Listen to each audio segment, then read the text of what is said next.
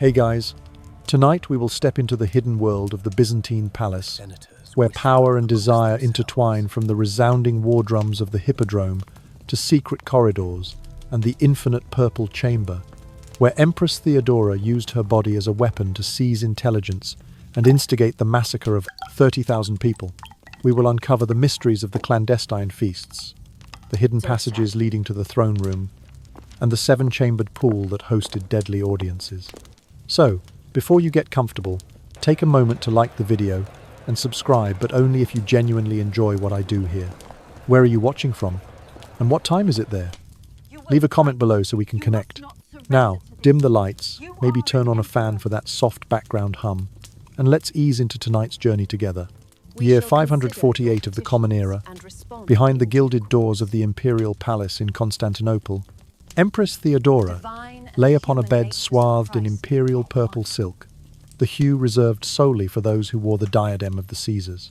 Around her, the imperial physicians bent solemnly over pale flesh. Court officials knelt with heads bowed. Chanting priests filled the marbled halls with solemn litany. Yet only her most trusted attendants understood the true darkness that had shaped her life. Before ascending to the zenith of power, Theodora had once been the most notorious performer in the city's theatres. Legends persisted of her reclining amid a flock of geese, their beaks delicately pecking golden barley scattered across her form, while the throng roared with anticipatory delight.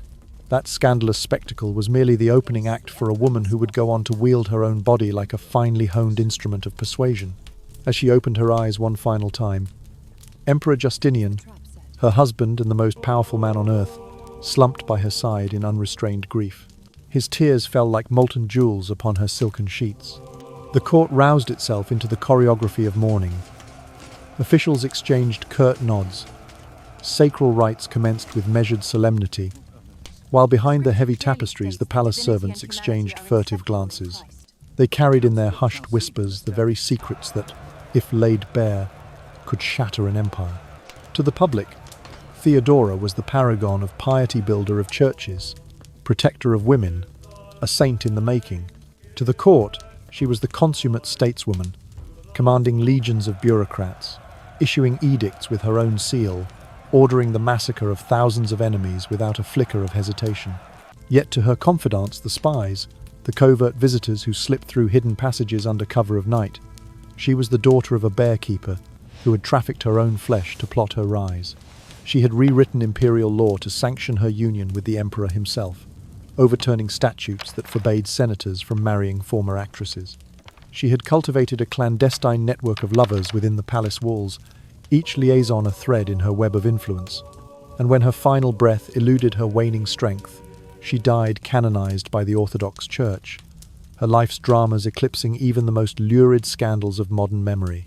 Our understanding of Theodora's extraordinary life rests upon three pillars of evidence. First, the official chronicles composed under Justinian's patronage, which cast her as a penitent sinner redeemed by divine grace. Second, the secret history of Procopius buried in hidden archives for centuries, whose lurid allegations continue to spark fierce debate over their veracity. Third, the latest archaeological excavations beneath the palace foundations, unearthing architectural modifications and artifacts that suggest Procopius's accounts may yet understate the depths of Theodora's intrigues. This is no mere tale of forbidden desire. It is the chronicle of a woman who weaponized her own body to vault from impoverished obscurity to the very summit of imperial power. It is the story of how she manipulated dogma and law, faith and fear, to craft an enduring legacy that blurred the line between saint and sinner, sovereign and seductress. And so, as the purple twilight fades beyond the palace walls, we invite you to drift with us into the soft shadows of Theodora's court, where every whisper carried the weight of destiny, and every hidden corridor led to revelations that could topple emperors. In the hushed lullaby of shuffling silks and distant bells, prepare to uncover the ultimate paradox. How a once shamed actress rewrote the history of an empire with nothing but her wits, her will, and the indomitable power of purple. Year 500. 5 of the Common Era. When Theodora was scarcely 5 years old, her world collapsed in an instant. Her father, a humble bear-keeper responsible for the majestic animals parading before the crowds at the hippodrome, succumbed to a simple scratch that turned septic. The wound became infected, his blood poisoned in a matter of days, and he slipped away, leaving behind a grieving widow and 3 little girls whose lives depended entirely on the favor of the city's factions. With funeral rites barely concluded, Theodora's mother, driven by desperation more than maternal affection, led her daughters to the stone steps of the hippodrome. There, beneath the roar of the chariot race and the curious stares of the spectators, she implored the 2 great demes, that is, the Greens and the Blues, to offer protection. The Greens, loyally tied to her late husband, refused her plea outright, shunning the bereaved family. The Blues, ever eager to embarrass their rivals, accepted the children as a public slight against the Greens. Thus, 3 helpless girls were paraded before the very masses that once cheered their father's bears, transforming them into unwitting political tokens in a spectacle that would echo through Byzantine memory. By age 12, Theodora had been thrust into the world of performance, for in 6th century Constantinople, the line between theatrical art and transactional favor was all but non-existent. The law classified actresses as akin to those in the most sensitive professions. The public stage was both platform and brothel, performance and private service happening in tandem. On that stage, young Theodora learned to wield her presence like a seasoned diplomat. She would stand beneath the gasping arches of the theatre, clad only in a slender ribbon of cloth, as attendant servants scattered barley grains across her chest. Trained geese, white-feathered and bold, pecked at the scattered grains, inching down from her shoulders, tracing a path of delicate sensation that the audience watched in hushed fascination. Yet she did more than titillate. Every glance from a senator, every paused breath from a wealthy merchant or a future prince, was carefully noted and stored in the recesses of her sharp mind. Each sensual display was not merely an act of survival, but a calculated intelligence operation. Theodora catalogued names, faces, private appetites, and whispered secrets, building a vault of information that would one day propel her far beyond the footlights. Contemporary whispers claim she once served over 30 patrons in a single night, and that she even held competitions among her clients. Though these numbers may be exaggerated, they nonetheless attest to her staggering physical and mental endurance, a feat that defied human limits. Even in those years of youthful labor, Theodora exhibited powers of recall beyond mere mortals. She could commit to memory the exact voice inflections of a timid bishop, the favorite wine of a visiting ambassador, the private laments of a general who longed for lost battles. She mastered multiple tongues fluent in Greek, conversant in Latin, and adept enough in Syriac and Armenian to debate scripture with local clergy. She quoted Homer's epic verses and Aristotle's philosophical maxims with equal facility, impressing audiences who assumed such erudition could never coexist with her public profession. This union of intellect and body transformed Theodora into a phenomenon. For her, every Twilight performance was both lifeline and launchpad, and every admirer became a potential ally or a future debt of influence. While other performers aged and faded, she refined her art, honing it into a subtle power play that transcended the theatre's footlights. As her reputation grew first as an exotic curiosity, then as a mistress of nuanced intrigue, so too did her prospects. No longer merely a child sold into factional games, she navigated a path toward respectability, leveraging the very tools of her humble birth to negotiate her escape from insignificance. By blending the mesmerizing allure of performance with the unspoken discipline of espionage, Theodora guaranteed that when she finally left the stage, she would not return to obscurity. Instead, she would step directly into the corridors of real power, her mind fortified by early hardship, her body trained in the most intimate forms of persuasion. In the slow cadence of her teenage years, she was already rewriting her destiny, transforming from the bearkeeper's daughter, left to the mercy of rival factions, into a figure of intrigue more potent than any senator's decree. And so, as the amber lamps of the theatre dimmed around her, Theodora prepared for the grandest performance of all, the ascent to the purple throne itself. After a 4-year liaison with Governor Hezbollah of North Africa, which began in the autumn of the year 516 and ended in the summer of 520, Theodora found herself abandoned in Alexandria, penniless and alone. Yet she did not return to the shadows of the Constantinople theatres. Instead, she wandered through the great centres of learning and the hushed corridors of monasteries, immersing herself in Christian theology, most notably the Monophysite doctrine that would later inform her political alliances. She recognized early on that Christianity was no mere private creed, but the very backbone of imperial authority and social order. To master its tenets was to arm herself with moral legitimacy. During her year in Alexandria, precisely from the month of Thoth in the Egyptian calendar of 520 to the same month 1 year later, she committed the entire gospel to memory. She debated scripture with learned bishops, quoted passages from the epistle to the Romans as effortlessly as she once scattered barley on a theatre stage.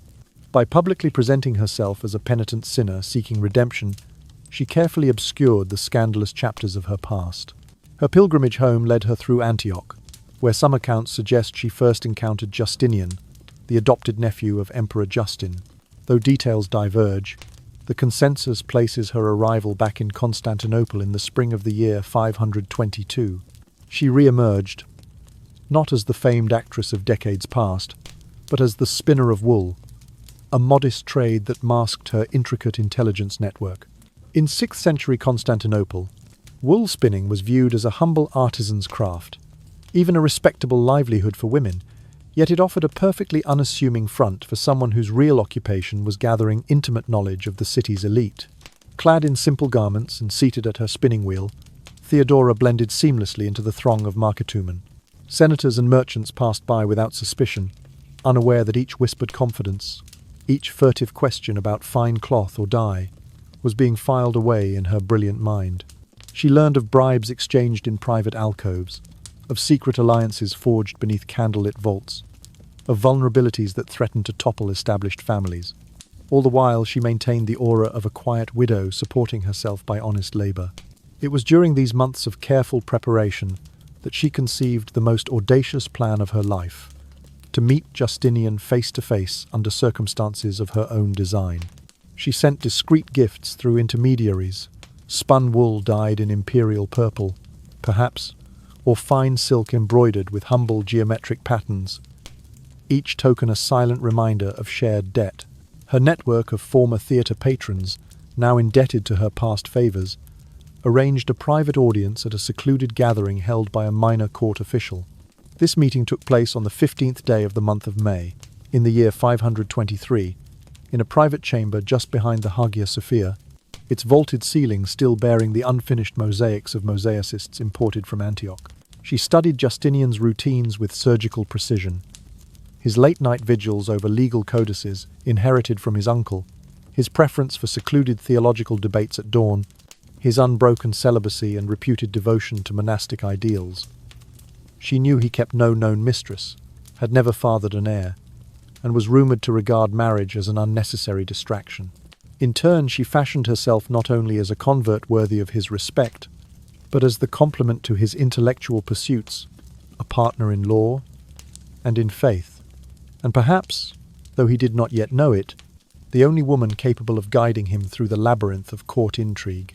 On that spring day, as the dim morning light filtered through the high arched windows, Theodora entered the chamber clad in sober wool and a simple veil.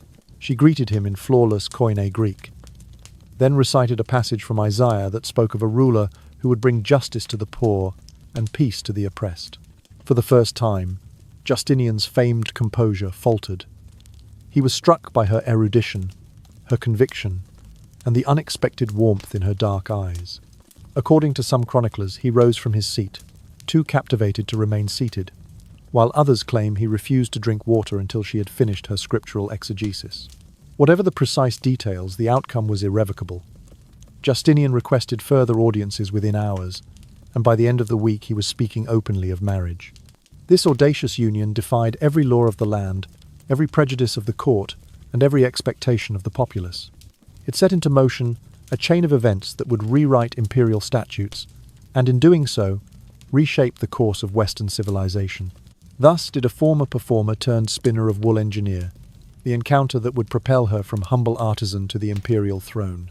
In the drowsy cadence of her final words that day, she had not only secured Justinian's fascination, but had also ignited the spark of ambition that would burn brightly in Constantinople's heart for decades to come. The meeting in the year 522 between Justinian, then 40 years of age, and Theodora, aged 22, was anything but accidental. For months prior, Theodora had orchestrated every detail.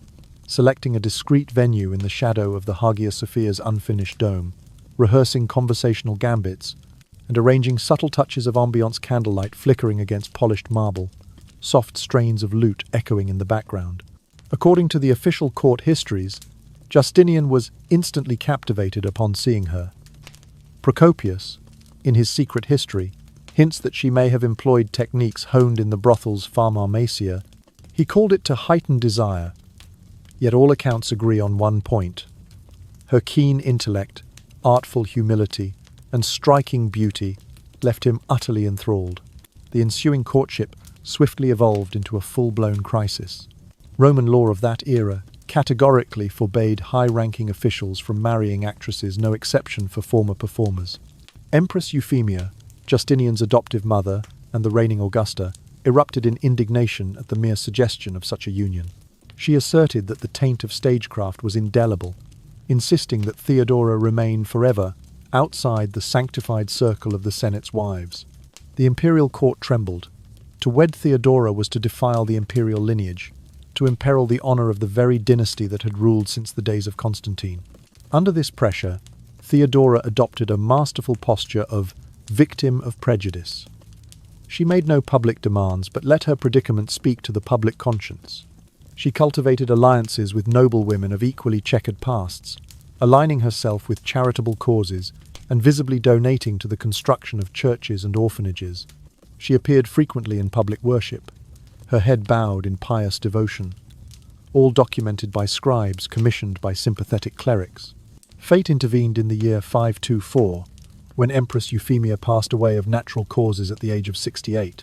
With the chief obstacle removed, Justinian marshalled his supporters in the Senate and achieved the astonishing, a revision of imperial law to permit reformed actresses to wed into the senatorial class. This reform was no broad gesture of clemency. It was unmistakably tailored to benefit Theodora alone. Yet it marked a decisive victory for her cause.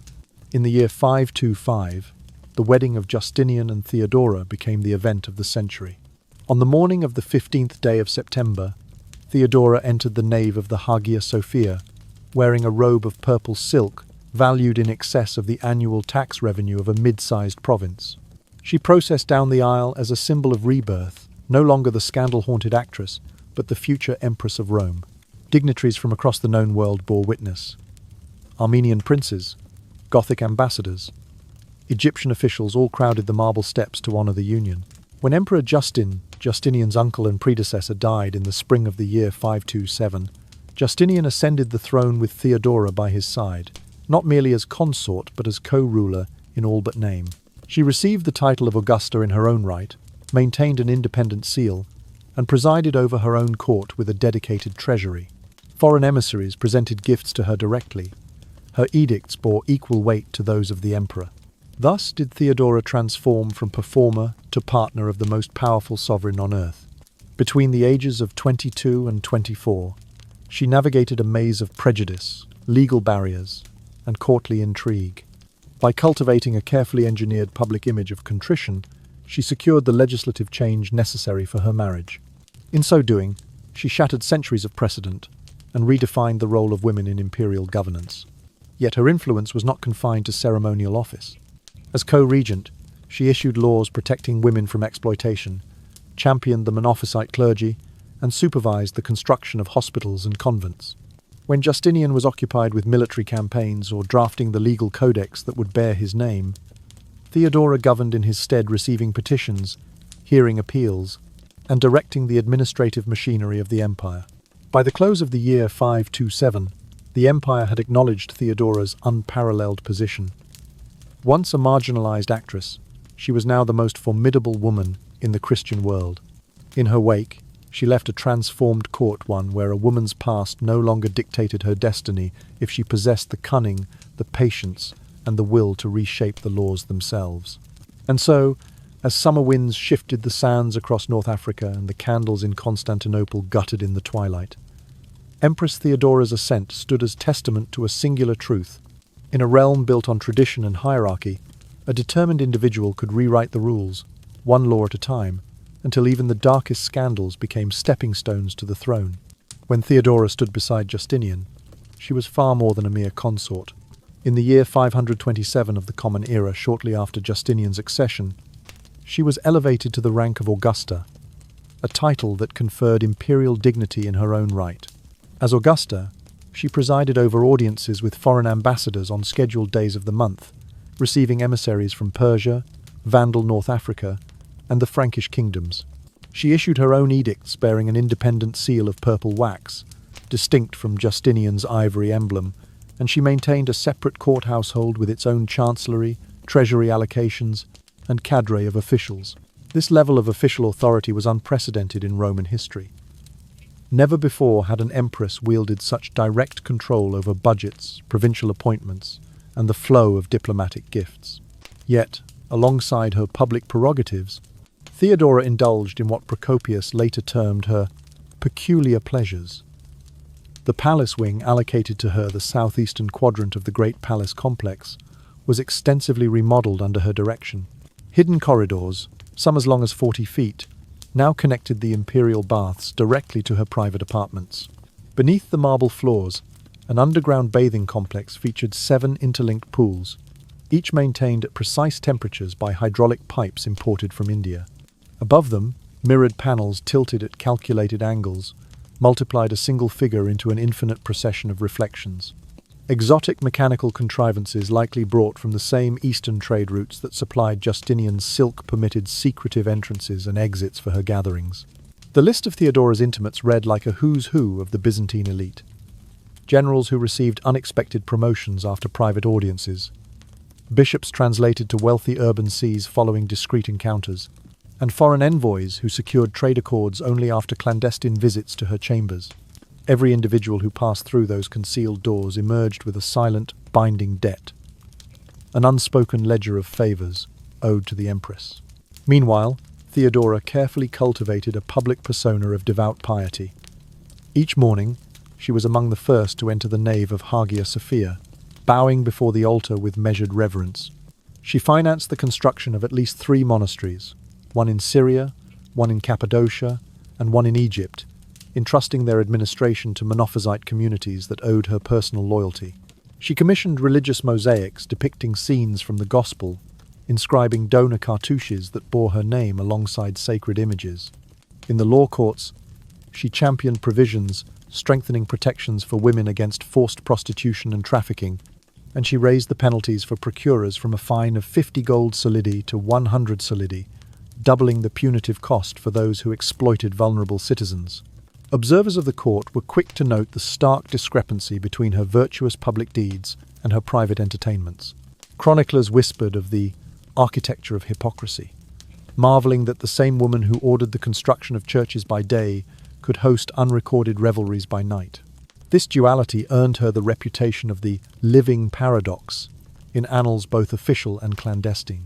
Yet Theodora's true power lay in the seamless fusion of her overt authority with an equally formidable intelligence apparatus, one built upon flesh and secrets. The network she maintained went well beyond scribes copying petitions. It included those hidden servants who polished the marble floors at dawn, unaware that every hushed conversation between officials was being noted. It extended to eunuch courtiers who, deemed incapable of seduction, were entrusted with memoranda on emerging plot lines and the private weaknesses of prominent figures. It reached into the orphanages she funded, where children were trained to listen for whispered schemes and to report them to her agents. Armed with this knowledge, Theodora exercised a silent dominion over her peers. Information about a general's failing eyesight, a senator's concealed debt, or a bishop's secret dalliance became leverage to compel obedience or, in extreme cases, to orchestrate a career-ending scandal. Those who knew the truth of her nighttime assemblies understood that discretion was essential for survival. Silence was the shield that protected them from ruin. Thus, Theodora's reign was anchored in a masterful blend of public legitimacy and private coercion. Thus did a former performer turned spinner of wool engineer, the encounter that would propel her from humble artisan to the imperial throne. In the drowsy cadence of her final words that day, she had not only secured Justinian's fascination, but had also ignited the spark of ambition that would burn brightly in Constantinople's heart for decades to come. The meeting in the year 522 between Justinian, then 40 years of age, and Theodora, aged 22, was anything but accidental. In that sleepy, shadowed court, power was measured not solely by armies or formal decrees, but by the depth of one woman's capacity to command both faith and fear. In the month of January in the year 532 of the Common Era, the city of Constantinople was plunged into chaos by what would become known as the Nika riots. Within the sacred precincts of the great palace, courtiers hastily gathered their treasures, preparing to flee, while Justinian himself remained motionless, his countenance as pale as the marble walls. It was then that Empress Theodora, having been summoned from her private apartments, confronted her husband with words recorded perhaps apocryphally by later chroniclers as, "Those who are born into purple prefer death in purple rather than exile." According to the most reliable sources, these words settled upon Justinian like a benediction, and he promptly ceded command of the loyalist forces to Theodora's direction. Under her swift decision, General Belisarius and General Mundus led disciplined detachments into the hippodrome, sealing every entrance and exit. What followed was less a battle than a calculated slaughter. An estimated 30,000 rioters and their leaders, men and women of both factions, were slain within the arena's walls over the course of a single morning. Confiscated estates and forfeited wealth of the condemned were redirected to fund the reconstruction of Constantinople. The crowning jewel of this effort was the new Hagia Sophia, whose vast dome would eclipse even its predecessor in both scale and splendor. Portions of rebel holdings were parceled out to those who had stood by the imperial couple, most notably the women who had once labored on the stage. From humble beginnings, many former actresses were granted funds to establish shops and workshops, elevating their status and cementing their gratitude. As the capital rose from the ashes, Theodora oversaw the redesign of its very arteries. Wide boulevards replaced narrow thoroughfares.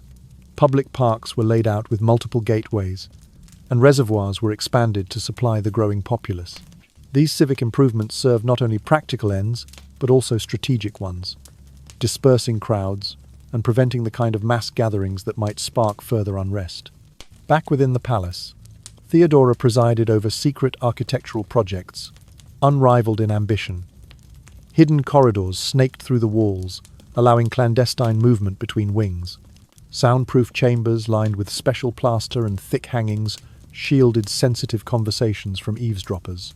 Below the floors, an elaborate bathing complex of 7 interlinked pools was extended, its heating and hydraulic systems imported from India and calibrated to exacting temperatures.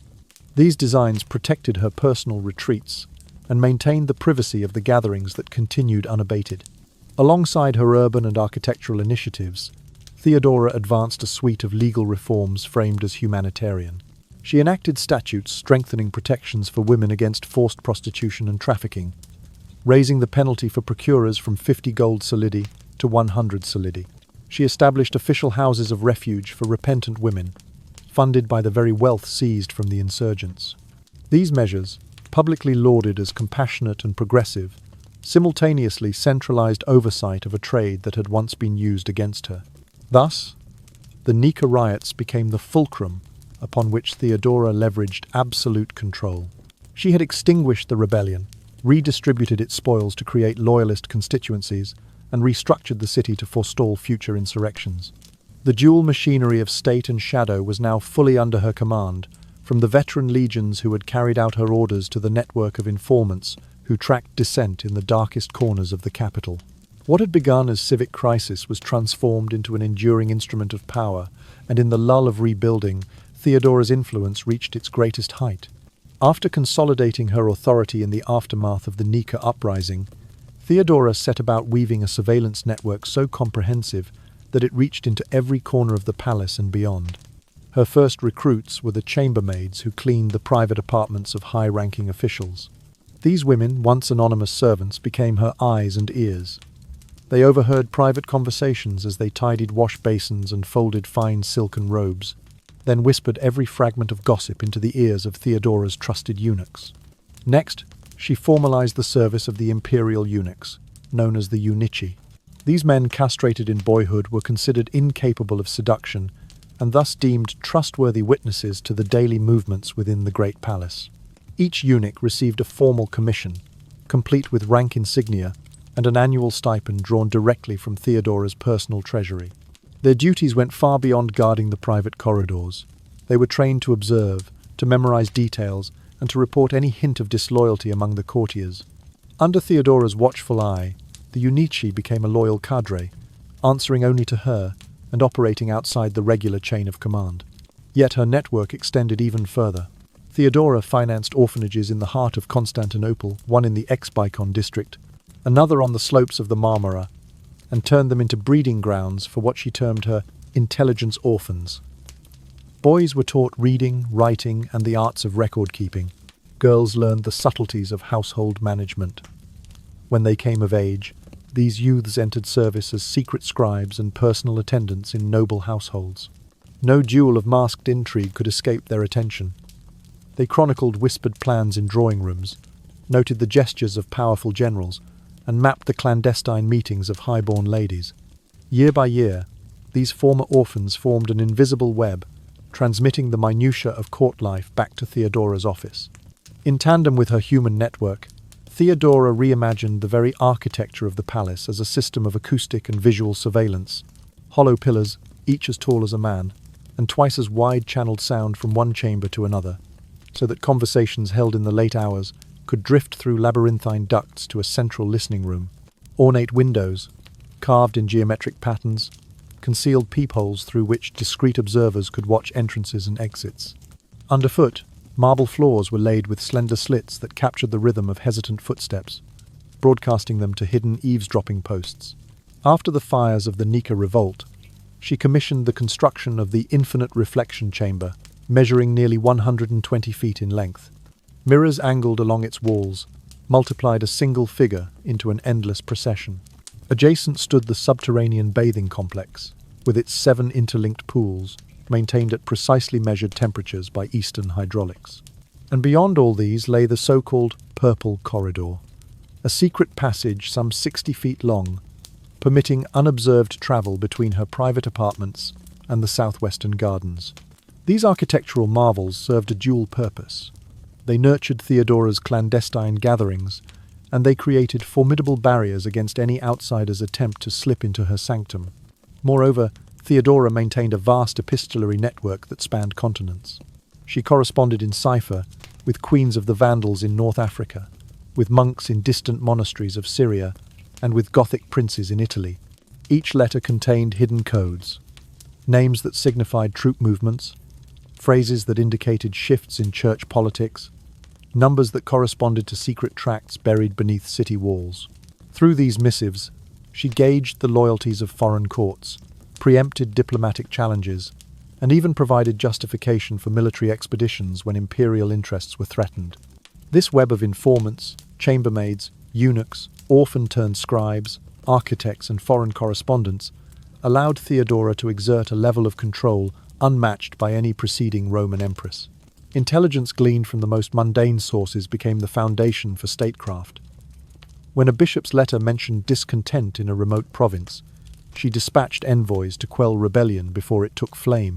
When a general's wife confided her husband's doubts in a whispered prayer, Theodora could anticipate military insubordination. In the drowsy hush of her private palace, with the faint drip of water echoing from the hidden pools and the soft rustle of secret memoranda passing between eunuch hands, Theodora reigned supreme. Her power lay not merely in armies or edicts, but in the silent accumulation of knowledge, every scrap of it painstakingly transformed into leverage. By the time night fell across Constantinople, each candlelit corridor and each echoing hall bore witness to her omniscient gaze, and every soul within the palace knew that in Theodora's realm, no secret could remain for long. Alongside her far-reaching intelligence apparatus, Theodora turned to the medical arts as a precise instrument of control and elimination.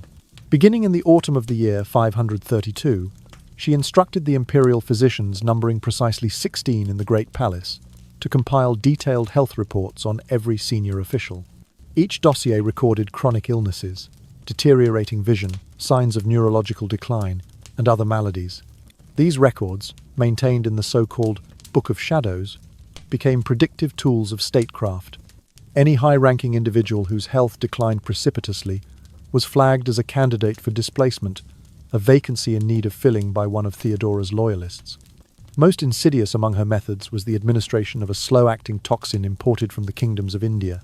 This poison, delivered in minute doses mixed into wine or savory potages, caused victims to lose motor control and cognitive coherence over the course of months, their final demise attributed to natural causes by court chroniclers. A notorious case occurred in the summer of the year 534, when the senator Photius, who had threatened to publish documents exposing Theodora's nocturnal gatherings, fell into a paralysis so profound that he remained bedridden for exactly 3 years before passing quietly in his sleep. His physicians, sworn to secrecy, recorded only that he had succumbed to a rare form of progressive palsy. Equally chilling was the fate of Macedonia, Theodora's former theatrical rival. In the spring of the year 535, following an invitation to a private dinner in the Purple Corridor, she was discreetly treated for what court doctors described as an acute nerve infection. Over several weeks, her sensory nerves were systematically damaged, likely through microsurgical techniques unknown to Western medicine, leaving her alive, yet unable to feel touch, taste, or pleasure. She survived another 2 decades, living in enforced silence, a living testament to the Empress's ruthless ingenuity. The list of patients extended beyond disgruntled senators and rival actresses. In the year 536, an influential bishop was reported to have died of rapid-onset paralysis. A sitting judge never returned to court after an extended illness noted only in passing medical logs, and a wealthy merchant vanished from public records following a bout of feigned consumption. In each case, the victim's family continued to receive the stipend designated for their roles, as though their relative were serving in distant provincial posts, never suspecting that imperial edicts had clandestinely sealed their fates. In parallel, Theodora established purification retreats within remote monasteries. One such facility, founded in the rugged hills north of the Bosphorus in the year 533, served as a sanctuary for those accused of treasonous knowledge. Under the guise of spiritual reflection, these prisoners were quietly confined in cells that offered minimal sustenance and no possibility of return.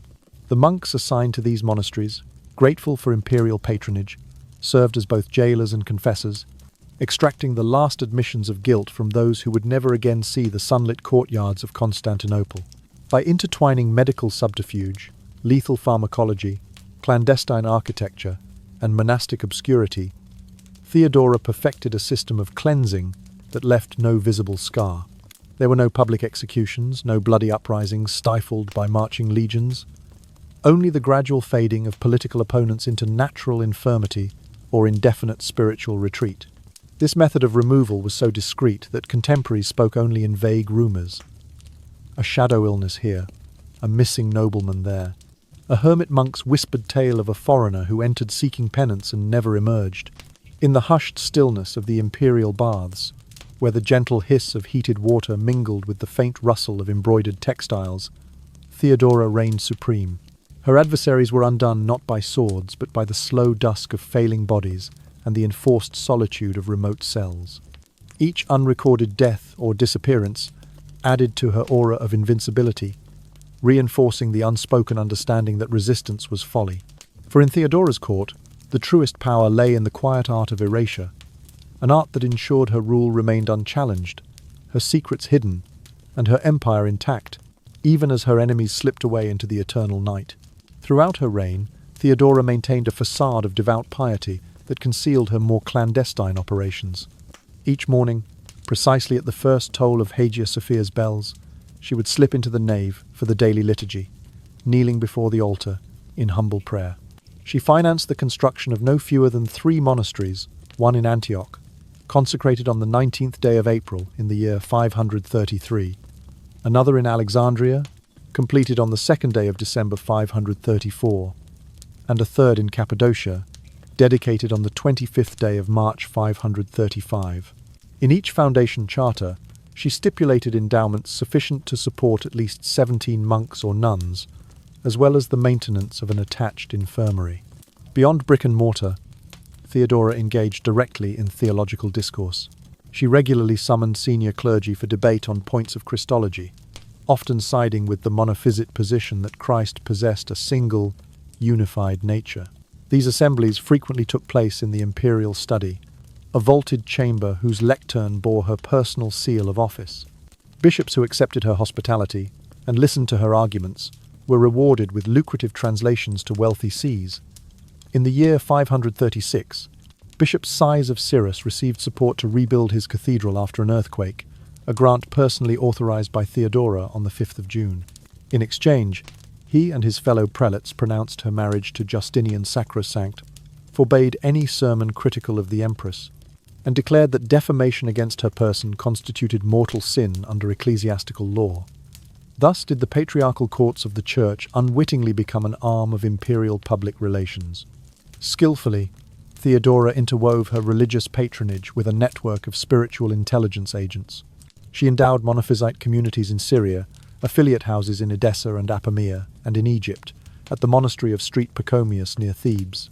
These establishments, each housing approximately 30 monks and novices, were instructed to compile weekly reports on local conditions, troop movements on nearby frontiers, fluctuations in grain shipments along the Nile, and any unrest within diocesan congregations. Twice each lunar cycle on the full moon and new moon they dispatched these memoranda, in sealed jars, routed through trusted couriers directly to Theodora's private archives in the palace. When matters demanded, she quietly opened the hive, inviting pilgrims to her chosen monasteries with the promise of indulgences. There, among the throngs of supplicants, she and her agents identified individuals of particular talent or influence, men favoured for diplomatic service, women for their linguistic gifts or familial connections. These recruits formed a spiritual eye dispersed across the empire. During public religious festivals and extended devotional cycles, most notably the 40th day commemorations of the Nika uprising, held each year from the 13th to the 22nd of January, Theodora orchestrated her own signal intelligence. She assigned discreet attendants of the sacred couch to processional routes, each wearing clergy's vestments beneath plain cloaks. They noted which senators whispered among themselves during the great entrance, which notables lingered near the imperial gallery when the empress paraded her finery, and which foreign envoys exchanged furtive glances at the liturgical texts. Musical ensembles performing hymns were instructed to modulate tempo and volume to direct attention toward or away from particular officials on the marble floor. Coloured lanterns, white for purity, purple for authority, were lit in precise sequences to underscore her presence and remind all observers of the inseparable bond between the divine and the imperial will. In these grand ceremonies, Theodora curated the choreography of faith and power. The clergy processed in strict hierarchical order, with her emissaries strategically placed among the laity, ready to signal her approval or disapproval by subtle gestures. When the gospel was proclaimed, she often rose to her feet, prompting a spontaneous wave of reverence among worshippers. These orchestrated displays served a dual purpose. They honoured sacred tradition while subtly reinforcing that her authority was sanctified by divine favour. Theodora's most profound achievement lay in her ability to redefine holiness on her own terms. By sponsoring religious legislation such as the Second Edict for the Protection of Women, issued on the 14th day of July in the year 537, which increased penalties for sexual violence against widows and orphans, she cloaked her secular reforms in sacred language. Critics who objected to her nighttime entertainments or her secret tribunals found themselves accused of sacrilege and thus silenced. In effect, religious law became indistinguishable from imperial decree. To defy her was to deny the will of God. Through this careful fusion of overt piety and covert coercion, Theodora wielded religious authority as both shield and sword. She drew upon the Church's moral credibility to obfuscate the more questionable aspects of her rule, while deploying ecclesiastical structures to neutralize dissent. In the hush of burning candles and the echo of sacred chants, she sustained her empire's most delicate balance, one in which faith and politics were so thoroughly entwined that even the loftiest sermon served as a reminder of her unassailable dominion. In the final 2 years of her life, Empress Theodora quietly battled what court physicians believed to be ovarian cancer. From the spring of the year 546 through the summer of 548, she concealed her decline beneath layers of tinted makeup and the voluminous folds of ceremonial robes. As her strength ebbed, she took care to erase the darkest traces of her secret reign. In June of the year 548, precisely 3 days before her passing, she ordered the burning of countless confidential files. Over 70 cartloads of parchment vanished in the palace furnaces, reducing to ash the records of clandestine audiences, lists of names slated for discreet retirement, and detailed accounts of her pharmacological operations. During those 3 days of cremation, she summoned 15 of her most trusted confidants, eunuch secretaries, orphan-turned-scribes, and a handful of the Unici to impart final instructions. Some of those summoned disappeared immediately afterward, reassigned to distant provincial commands. Others were inexplicably promoted, their sudden elevation ensuring their silence. On the 28th day of June in the year 548, Theodora drew her final breath. Emperor Justinian remained at her side without pause, an almost unheard-of display of vulnerability for a Roman sovereign. His tears fell unheard in the dim glow of the private chamber. True to her carefully managed image, Theodora confessed only to the standard liturgical formula of sin and repentance. She refused to divulge any further truths of her hidden realm. Witnesses recorded her last words either, "I regret nothing," or, as some claim, "Purple is sufficient." Both utterances, delivered in measured tones, resonated with the same commanding confidence that had defined her life. Her funeral rites extended over 3 days, from June 29th to July 1st. A procession of mourners stretched for nearly 3 miles through the marble streets of Constantinople. Every bell in the city tolled in unison, a chorus of lament that lasted without pause. Theodora's body, embalmed with techniques borrowed from Egyptian masters, was swathed in layers of purple silk, so costly that even a single bolt might have funded a year's grain tribute for a small province. Public viewings were carefully controlled. Only trusted court officials were allowed close enough to glimpse her visage. The tomb itself was a closely guarded secret. Only Justinian and a handful of inner-circle dignitaries knew the precise location of her burial within the imperial mausoleum. In the aftermath of her death, Theodora's influence persisted, shaping the empire's destiny. Justinian never remarried, preserving her memory as though her presence remained indispensable. Rumors circulated that certain officials who had once openly celebrated her demise met untimely ends, falling ill with sudden fevers or perishing in mysterious accidents. Whispers suggested these incidents were the vengeful handiwork of Theodora's lingering network, even in death. The palace itself underwent a systematic purge of her private architecture. The secret passageways she had commissioned were sealed off. The 7-chambered pools beneath her apartments were dismantled and filled in. The infinite reflection chamber was stripped of its mirrors and converted into storage for ceremonial archives. Any surviving documents that might have survived the initial purge were either burned or locked away in hidden vaults. Yet, over the centuries, shards of her clandestine world re-emerged through archaeology. In the 20th and 21st centuries, excavators uncovered sub-basements with unusual plumbing channels, discovered human remains bearing signs of torture and prolonged restraint, and even recovered fragments of silvered glass that hinted at the Hall of Mirrors she once inhabited. These relics, silent witnesses to her private domain, attest to a power and passion that defied even the empire's official records. Theodora's extraordinary journey from the daughter of a bearkeeper performing on stage to a ruler feared and revered concluded with her passing. But the imprint she left on Byzantine law, architecture, religion, and collective memory endured. Statutes she championed continued to protect women long after her era. Churches she founded remained centers of Monophysite devotion, and the name Theodora lingered on court lips, a symbol of both sanctity and ruthless artistry. In the hush that followed her death, one unanswerable question echoed through the corridors of power. How could the same woman be both saint and executioner, seductress and stateswoman, a mistress of public piety and private coercion? The paradox of Theodora remained unsolved, woven into the very fabric of an empire that she had shaped, and which, even in her absence, bore her indelible mark. After securing her dominion within the empire, Theodora cast her gaze beyond Constantinople's walls and wove an intelligence network that spanned 3 continents. Beginning in the winter of the year 533, she established encrypted correspondence with queens and princesses from the Frankish realms in Gaul to the Persian court at Ctesiphon, from the Vandals in North Africa to various princely courts in Italy and the Levant. These letters, sealed with her personal signet and encoded with a cipher devised by palace cryptographers, served not only as vehicles of diplomatic exchange, but as conduits for military intelligence, dynastic intrigues, and shifting tribal alliances. By the summer of 535, no kingdom within the Ecumene lacked an eye of Theodora's making. Whenever foreign ambassadors or prominent merchants arrived at the Golden Gate, they found themselves under discreet surveillance.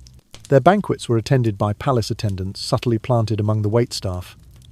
Contracts signed under the vaulted ceilings of the great palace were copied by invisible scribes, and off-book conversations in dimly lit vestibules were memorized by reticent eunuchs. Theodora's analysts pored over every detail, who hesitated before drinking the offered wine, which general lingered to inspect the mosaic patterns on the wall, which bishop concealed his true sentiments under polite deference. From this data, she constructed psychological profiles identifying those motivated by fear, those driven by ambition, those tempted by greed, and tailored her diplomatic overtures accordingly. A merchant inclined toward profit would be promised exclusive trading rights. A tribal chieftain, anxious about territorial loss, would be subtly threatened with imperial intervention. A prelate concerned for his position would be assured of ecclesiastical favor. All were drawn into her web of influence. Inside the palace, Theodora perfected the art of psychological hospitality. Beginning in the autumn of 534, she hosted gatherings where herbal concoctions prepared by court apothecaries using recipes acquired from Indian traders were discreetly added to the wines or breads. These nootropic blends lowered inhibitions, sharpened emotional response, and encouraged candid confession. As the guests, freed from their usual reticence, divulged private intentions, their words were recorded on wax tablets stored in locked cabinets behind the Empress's private study. These revelations became potent leverage, deployed only when needed to bend defiant officials to her will. To systematize her operations, Theodora created a registry of minds, staffed by individuals with extraordinary mnemonic capacities. Recruited from the orphanages she had founded, these supremely gifted recorders shadowed key figures, even as they appeared to serve as minor attendants. They noted every appointment, every dining menu, every anecdote exchanged at council gatherings. Over time, each target's dossier grew to hundreds of detailed entries. Daily routines, preferred courtesies, hidden worries. With a single glance at a name, Theodora's advisors could pinpoint the slightest vulnerability and apply the necessary pressure to ensure compliance. Complementing this cerebral network, she extended her reach into the spiritual realm through what she called the Prayer Watch. Monasteries and parish churches across Cappadocia, Syria, and Egypt, particularly those of Monophysite allegiance, were funded to maintain confession logs and spiritual diaries. Penitent officials and military officers, seeking absolution, disclosed their deepest anxieties and regrets to confessors loyal to Theodora. These priests forwarded synopses under the guise of theological reporting, alerting her to dissident sympathies, treasonous thoughts, or wavering loyalties. The fear that a whispered admission could resurface as a capital charge kept many would-be critics permanently cautious. Combined, these elements, diplomatic ciphers, banquet psychotropics, mnemonic archivists, and spiritual informants, formed a comprehensive psychological and informational leviathan. Theodora, from the dimly lit confines of her private chambers, orchestrated policy across the Mediterranean world. She dictated the terms of peace negotiations with Persia, preempted revolts in North Africa, and influenced succession debates in the Frankish kingdoms. Her power lay not in the clashing of swords, but in the imperceptible pressure applied through intimate knowledge of every mind that touched her empire. In this quiet empire of whispers and subtle coercion, Theodora became the nervous system of a realm that spanned mountains and seas. Her signature and her softest suggestion carried more weight than any imperial edict. Night after night, as the lamps burned low and the palace corridors settled into hushed reverence, her unseen network pulsed with information, ensuring that no secret remained hidden and no challenger dared to speak out, because in Theodora's world, silence was the surest path to survival. In tandem with her far-flung diplomatic maneuvers, Theodora poured immense resources into the private quarters of the great palace, transforming its hidden chambers into what might best be described as an artisan workshop of indulgence. In the aftermath of the Nika uprising in January of the year 532, she commissioned the expansion of the southeastern wing. Architects from Syria and master carpenters from Egypt were summoned to oversee the project.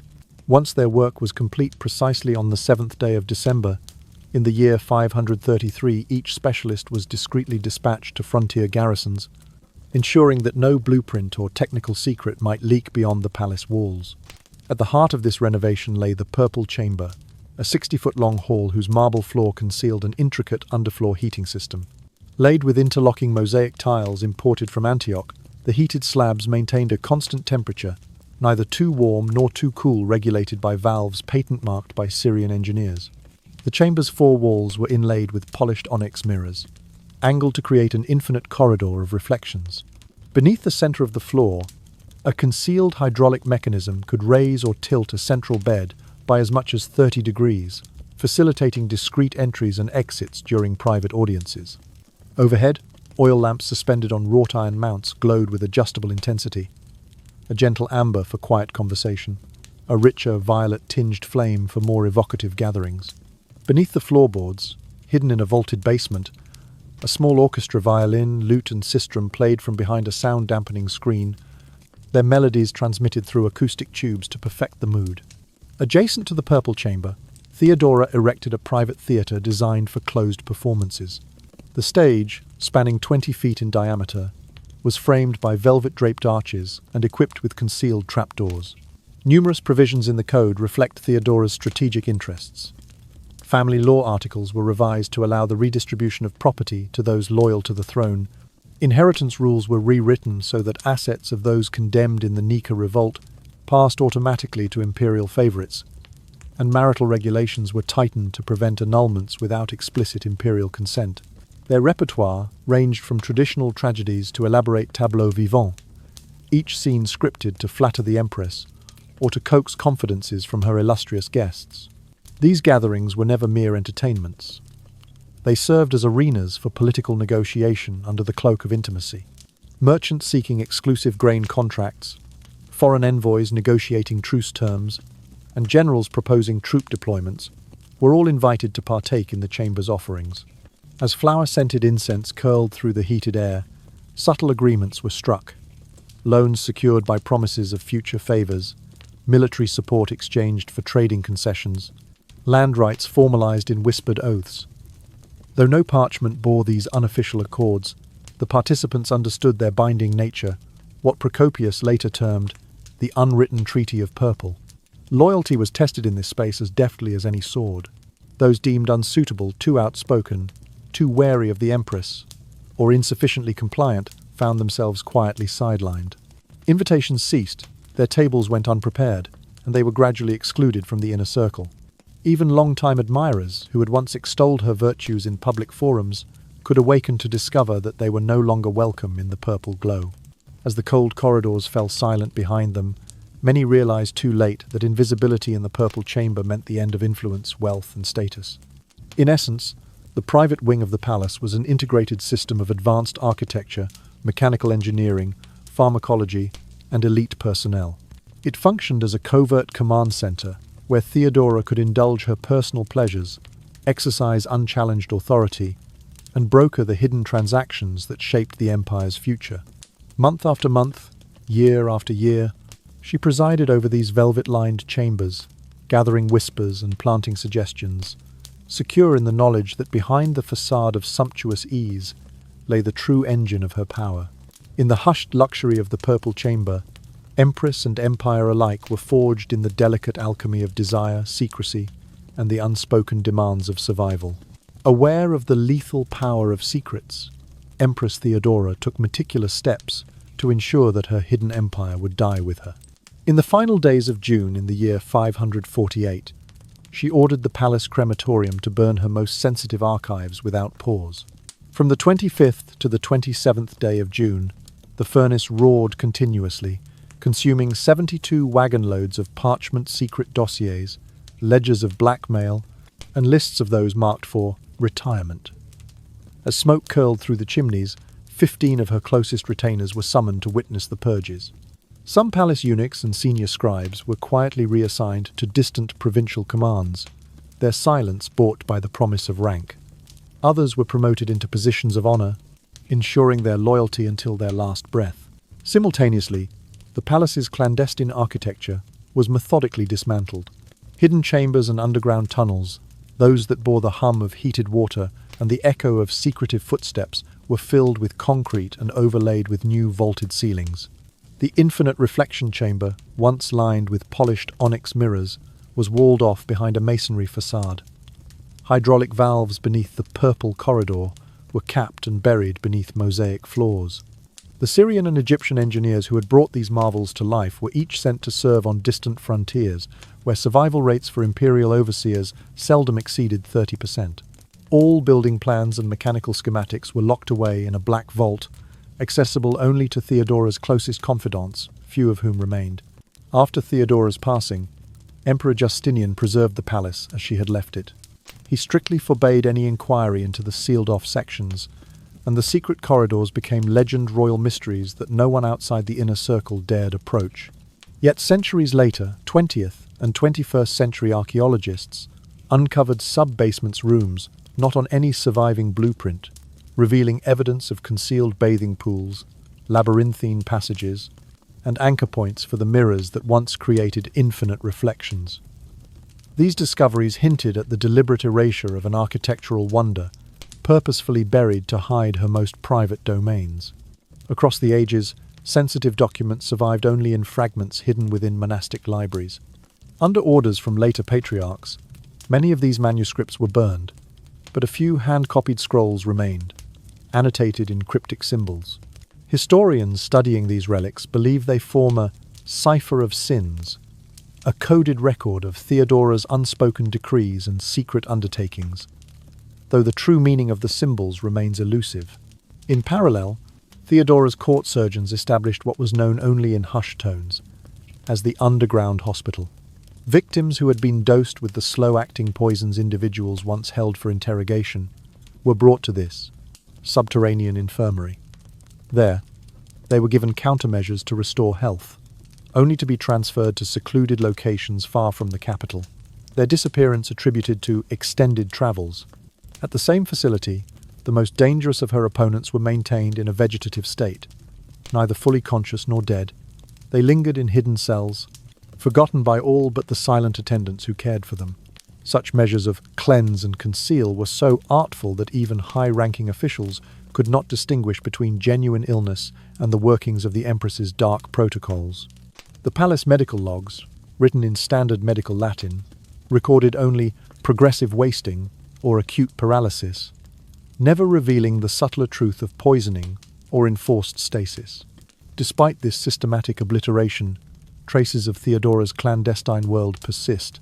Excavations beneath Constantinople's old palace site have unearthed skeletal remains, bearing unusual trauma consistent with prolonged restraint and shards of mirror polished to a reflective sheen, far removed from standard mosaic. Fragments. Sections of lead piping, whose routing defies the water needs of any known bathhouse, hint at hidden plumbing networks. These material ghosts evoke a bygone court, one steeped in secrecy and desire, yet buried under layers of concrete and centuries of silence. To future generations, the palace beneath the palace remains an enigma. Modern scholars can glimpse the vestiges of Theodora's power: ancient bones, cryptic manuscripts, subterranean chambers. But the full tapestry of her dominion remains forever out of view. Beneath the metropolitan sprawl of Istanbul, drifting among the strata of stone and soil, lie the buried echoes of a reign that mastered both the light of public spectacle and the shadow of unseen machination. In the quiet night, one can almost hear the distant drip of water through sealed tunnels and imagine the ghostly reflections of a mirror that once stretched into oblivion, a reminder that some secrets, no matter how deeply entombed, refuse to vanish entirely. One of Theodora's most enduring legacies lies in her profound reshaping of Justinian's legal framework. In the spring of the year 524, she secured the passage of an edict formally permitting reformed performers to wed into the senatorial class, overturning centuries of Roman law that had barred anyone who had once trod the stage from aristocratic marriage. This transformation directly paved the way for her own union with Emperor Justinian. That same year, she championed statutes designed to protect women from sexual exploitation, a law raising the penalty for abducting or trafficking a free woman to 100 solidi, up from 50 solidi, legislation criminalizing forced marriages with fines of 80 solidi, and regulations mandating state-funded support for female prisoners, including the provision of medical care and vocational training upon release. Though heralded as progressive humanitarian reform, these very statutes also served as instruments of control. Anyone who dared reveal the empire's most sensitive secrets could find themselves prosecuted under newly defined clauses of public morality, effectively silencing potential whistleblowers. The monumental Corpus Juris Civilis, commonly known as the Justinian Code, bears unmistakable marks of Theodora's influence. Compiled between the years 532 and 537 under the emperor's direction, it codified Roman law and became the bedrock of Western legal tradition. Numerous provisions in the code reflect Theodora's strategic interests. Family law articles were revised to allow the redistribution of property to those loyal to the throne. Inheritance rules were rewritten so that assets of those condemned in the Nika revolt passed automatically to imperial favorites, and marital regulations were tightened to prevent annulments without explicit imperial consent. The law concerning confiscated estates in the aftermath of rebellion, enacted on the 10th day of October in the year 533, specifically prioritized grants to veterans of Belisarius's campaigns, reinforcing Theodora's network of support within the military hierarchy. Beyond jurisprudence, Theodora stamped her vision onto the cultural rituals of the court. She standardized the sequence of imperial ceremonies determining who knelt, who stood, and in what order that took place in the Flower Palace and the Great Hippodrome. The preference for purple became absolute. Court officials were required to wear at least a band of purple thread on their garments during audiences, a decree promulgated on the 18th day of November 525. Even the subtle tilt of a head during the imperial salute captured in mosaics and reliefs was refined by Theodora's edicts to evoke a sense of reverence bordering on worship. Many of these customs persisted long after her death, their origins forgotten by later courtiers who simply followed tradition without recalling why they bowed in a particular manner or why purple dominated every decorative scheme. Theodora's architectural patronage extended into the realm of sacred space as well. Churches and monasteries she founded, such as the convent at St. Euphemia in Chalcedon, consecrated on the 5th day of May 536, revealed hidden features, subterranean corridors linking the narthex to private cells, water conduits diverted from ritual fountains to serve secure living quarters, and concealed chambers beneath the choir stalls. The most famous of these ecclesiastical legacies is the mosaic of Theodora in Hagia Sophia, installed on the 12th day of August 537. While ostensibly portraying her holding a jeweled chalice, scholars have identified embedded motifs, ancient symbols of fertility, and celestial cycles that would only be legible to those initiated into her inner circle's esoteric knowledge. Literature of subsequent centuries immortalized the paradox of the fox in piety's veil. Poets composed epic verses extolling an empress who, by day, knelt in prayer and gave alms to the poor, and by night hosted clandestine feasts in hidden galleries. Dramatists staged plays in the Hippodrome's Odeon, weaving tales of a sovereign who wielded Christ's name on her lips, even as she orchestrated the downfall of her enemies. Dancers, actors, and singers were selected through a rigorous process. Veterans of the city's old theatres, talented novices from the orphanages she supported, and even former nuns from Monophysite convents, all trained in the arts of seduction and subtleties of courtly address. Each performer wore a tiny purple dove tattoo on the inside of the wrist, a discreet emblem visible only through mirrors arranged at specific angles. Even after much of the superstructure was demolished or repurposed by later emperors, these folk stories endured in the taverns and marketplaces, whispered by storytellers who claimed that in the city's underbelly, one could still find the old keys and the faint echo of mirrors reflecting into eternity. Though much of Theodora's physical realm has vanished beneath the layers of stone and soil, her legal, architectural, and cultural transformations continue to reverberate. Byzantine law, shaped by her interventions, influenced Lombard, Frankish, and later Western European codes. Courtly ceremonies across the medieval world borrowed elements of her ceremonial order. And even today, the very notion of state-sponsored social welfare for women finds its distant antecedent in Theodora's pioneering statutes.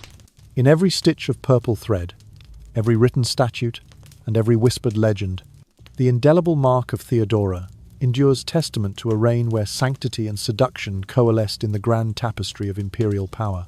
And so, as the candles in the imperial gallery gutter and evening's hush settles over the silent stones of Constantinople, we draw the curtains on Theodora's extraordinary tale, allowing its last echoes to drift gently into the twilight.